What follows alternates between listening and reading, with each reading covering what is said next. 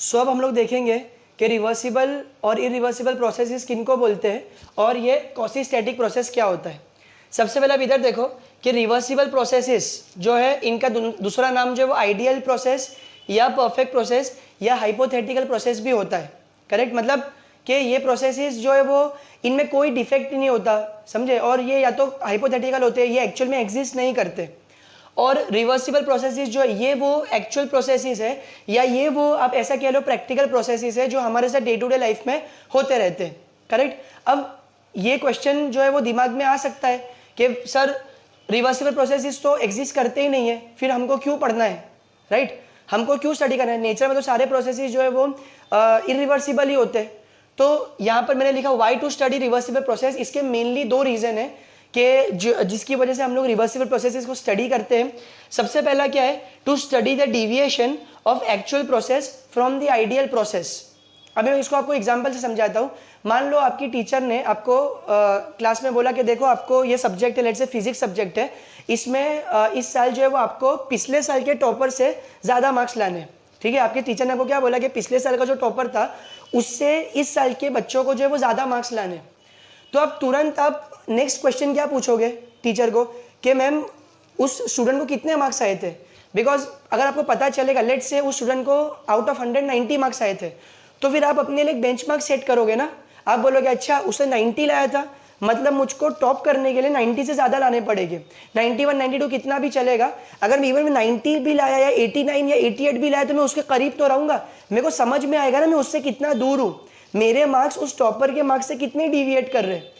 लेकिन अगर उस टीचर ने आपको मार्क्स बताई ही नहीं होती, ठीक है, तो आप 50 मार्क्स लाके भी समझते हैं कि आप टॉप कर रहे हो। करेक्ट, सेम जो है कॉन्सेप्ट या सेम फंडा हमको यहाँ पे भी अप्लाई करना है।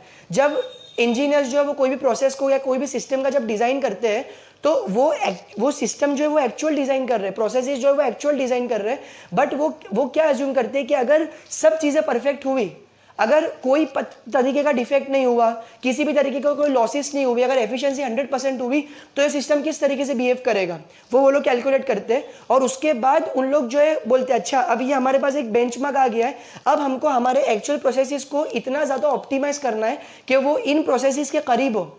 इन प्रोसेसेस से ज़्यादा एफिशिएंट वो नहीं होंगे, ये बात तो एक्सेप्टेड है, लेकिन एटलीस्ट इनके करीब तो हो, तो ही तो हमारे सिस्टम की एफिशिएंसी जो वो अच्छी होंगी। तो पहला रीजन यही है कि हम डिविएशन स्टडी करना चाहते हैं कि एक्चुअल प्रोसेसेस कितने ज़्यादा डिविएटिंग है उनके कॉरेस्पॉन्डिंग आइडियल प्रोसेसेस से। नेक्स्ट जो है वो for ease in mathematical analysis. हम लोग कोई भी कॉन्सेप्ट जब पढ़ते हैं, ठीक है, तो हम लोग उसके थ्योरी के साथ साथ उसके रिलेटेड जो है वो मैथमेटिक्स भी करते हैं, राइट। हम लोग उसके जो मैथमेटिकल इक्वेशंस होते हैं, न्यूमेरिकल होते हैं, वो भी सॉल्व करते हैं।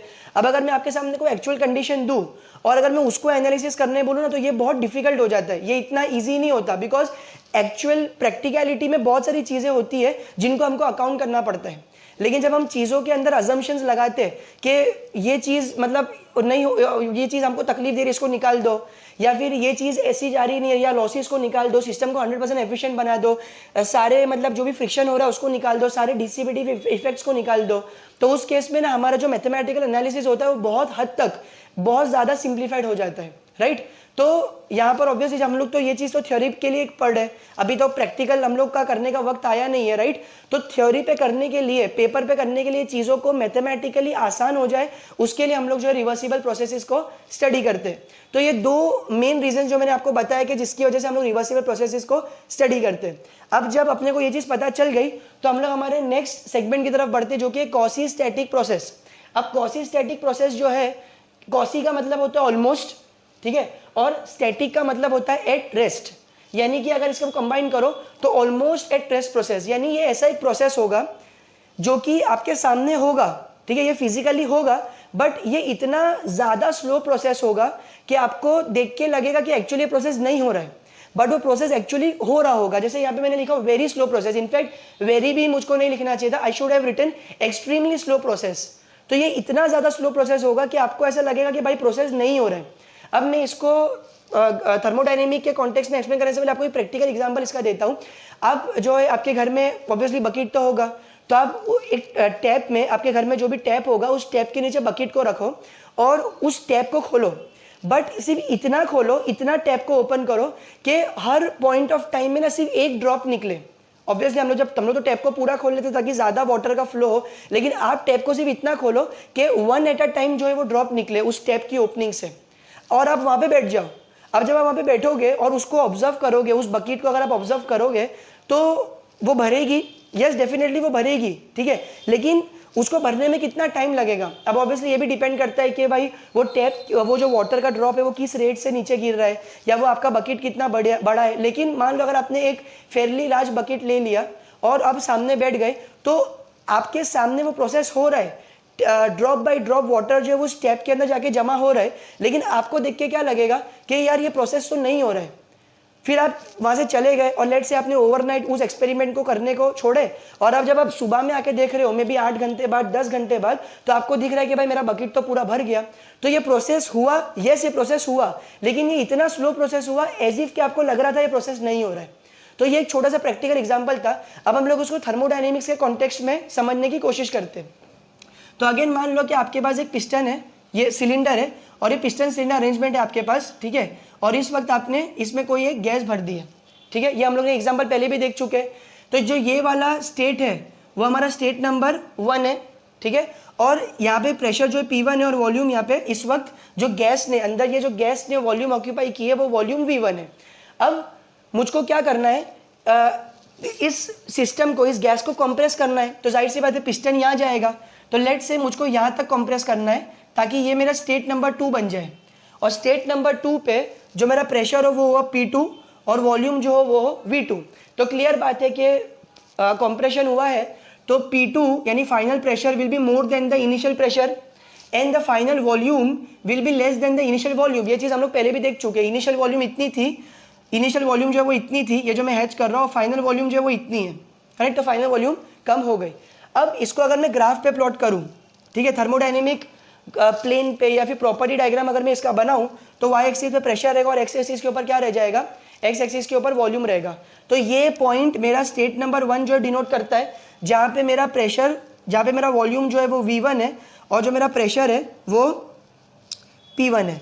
और ये जो है मेरा स्टेट नंबर 2 इंडिकेट करता है जहाँ पे मेरा प्रेशर जो है वो P2 है और जो मेरा कॉरेस्पॉन्डिंग वॉल्यूम है वो V2 है, करेक्ट। अब थोड़ा सा इसको समझने की कोशिश करो। इसको जो मैंने यहाँ पे फोर्स लगा के कंप्रेस किया, ठीक है, ऑब्वियसली मुझे फोर्स लगाना पड़ेगा, अपने आप तो ये नहीं जाएगा स्टेट नंबर 2 पे। जब मैंने इसको फोर्स लगा के कंप्रेस किया तो ये मैं दो तरीके से कर सकता हूँ। या तो मैं इसको बहुत ज़्यादा फोर्स लगाऊँ, ठीक है, ताकि एक ही बार में कंप्रेस हो जाए, ठीक है, या तो मैं इसको बहुत स्मॉल इंक्रीमेंट्स में फोर्स लगाऊँ। जैसे अभी मैंने थोड़ा सा फोर्स लगाया, पिस्टन आगे बढ़ा, फिर थोड़ा सा फोर्स लगाया, पिस्टन आगे बढ़ा। दोनों ही केस में मुझे जहाँ पहुँचना है स्टेट नंबर 2 पे, वहाँ पे मैं पहुँच जाऊँगा। बस फर्स्ट स्टेप में जो है वो ज़्यादा टाइम लगेगा, फर्स्ट स्टेप में बहुत कम टाइम लगने वाला है और सेकेंड स्टेप में बहुत ज़्यादा टाइम लगेगा। बट आप मुझको बताओ कि उन दोनों में से, यानी कि फास्ट में से और जो सेकेंड प्रोसेस जो मैंने किया, उन दोनों में से कॉसिस्टैटिकली कौन सा प्रोसेस कैरी आउट हुआ?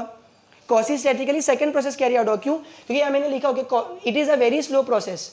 बट फिर क्वेश्चन यहाँ पे यार सर ये करने की ज़रूरत क्या है, हम ये क्यों कर रहे हैं? तो आप देखो, जब आप इस सिस्टम को बहुत फास्ट कंप्रेस करोगे, आपने इसको बहुत फास्ट कंप्रेस किया, तो क्या होगा, जैसे ही आप यहाँ पे फोर्स लगाओगे और आपने बहुत ज़्यादा अमाउंट ऑफ फोर्स लगाया, तो क्या है ना, देखो इस सिलेंडर में, थ्रू आउट द सिलेंडर की वॉल्यूम में अलग अलग गैस के मॉलिक्यूल जो हर जगह फैले हुए हैं। तो यहाँ भी गैस के मॉलिक्यूल्स है, यहाँ भी गैस के मॉलिक्यूल्स है, यहाँ भी गैस के मॉलिक्यूल्स है, यहाँ भी गैस के मॉलिक्यूल्स है, और ये जो सिलेंडर का हेड है यहाँ भी गैस के मॉलिक्यूल्स है, करेक्ट। बट जब आप इसको बहुत फास्ट कंप्रेस करोगे, तो जो यहाँ के गैस मॉलिक्यूल्स है जो कि इस पिस्टन के एकदम करीब है, तो उन लोगों को तो सेंस हो जाएगा जल्दी कि भाई यहाँ पे कुछ तो एक्टिविटी हुई और वो कंप्रेस हो जाएंगे। लेकिन जो मॉलिक्यूल्स पिस्टन से दूर है, यानी जब आप यहाँ से जाओगे यहाँ पे, फिर यहाँ पे, फिर यहाँ पे, फाइनली जब आप इन मॉलिक्यूल्स पे जाओगे ना, तो यहाँ पर इन लोगों को सेंस करने में वक्त लगेगा। इन लोगों को ये चीज़ थोड़ी लेट पता चलेगी, भाई सिस्टम में कुछ तो हरकत हुई है, राइट। उस वजह से क्या होगा, जैसे ही आप यहाँ से यहाँ ट्रेवल करोगे, यानी जब आप इस पिस्टन से सिलेंडर के हेड की तरफ ट्रेवल करोगे, तो अलग अलग पॉइंट पे अलग अलग प्रेशर मिलेगा। यहाँ पे सबसे ज़्यादा प्रेशर होगा, फिर यहाँ उससे थोड़ा कम, फिर यहाँ उससे थोड़ा कम, फिर फाइनली यहाँ पे सबसे कम। क्यों? रीज़न यही है, बिकॉज हर मॉलिक्यूल जो है वो एक डिफरेंट डिस्टेंस के ऊपर है इस point of application of force से, करेक्ट। तो यहाँ पर आपको अलग अलग जो है, अलग अलग जगह आपको यहाँ पे डिफरेंट प्रेशर मिलने वाला है। अब इससे होगा क्या, इसका ड्रॉबैक ये है कि एक ही इंस्टेंट ऑफ टाइम पे अलग अलग अलग पॉइंट पे एक ही सिस्टम के अंदर, ध्यान से सुनना, एक ही इंस्टेंट ऑफ टाइम पे अलग अलग पॉइंट के ऊपर एक ही सिस्टम के अंदर अलग अलग प्रेशर के वैल्यूज होंगे। और एक ही इंस्टेंट ऑफ टाइम पे अगर आपको उसको थर्मोडायनेमिक प्लेन पे प्लॉट करना है तो वो आप नहीं कर सकते। एक ही इंस्टेंट ऑफ टाइम पे आप अलग अलग बहुत सारे प्रेशर के वैल्यू कैसे प्लॉट कर सकते हो? इस पॉइंट पे अलग, इस पॉइंट पे अलग, इस पॉइंट पे अलग, इस पॉइंट पे अलग, कैसे आप प्लॉट कर सकते हो, राइट? तो इसका सोल्यूशन क्या है? इसका सोल्यूशन एक ही है कि अगर उसी एक ही इंस्टेंट ऑफ टाइम पे अगर एक सिंगल वैल्यू हो, एक single unique value of pressure हो और अगर हम उसको प्लॉट कर सके तो हम इस प्रोसेस को जो है एनालाइज कर सकते हैं, राइट? अब आप सेकेंड स्टेप में आ जाओ। यहाँ पे हम लोग क्या करेंगे, अगेन इसको कंप्रेस करेंगे, बट इसको बहुत ही बहुत स्लो कंप्रेस करेंगे। हम लोग इसको फास्ट कंप्रेस नहीं करेंगे सच दैट कि इसका प्रेशर बढ़े, बट बहुत ही स्मॉल इंक्रीमेंट्स में बढ़े। जैसे अगर मैं आपको एग्जांपल दूं कि मान लो अभी इसका जो P1 है वो 1 बार है, सपोज P1 जो है 1 बार है, तो अब जब मैं इसको कंप्रेस करूं तो ये प्रेशर जो है वो कितना होना चाहिए, 1.000001 बार, ठीक है? अगर आप ध्यान से देखो तो ये वैल्यू 1.00000001 जो है वो एक्चुअली 1 बार ही को इक्वल है, राइट? इनके अंदर डिफरेंस कितना है? डिफरेंस बहुत छोटा है, ठीक है, बट फिर भी डिफरेंस कुछ तो है और ये वैल्यू को आप आसानी से प्लॉट कर सकते हो।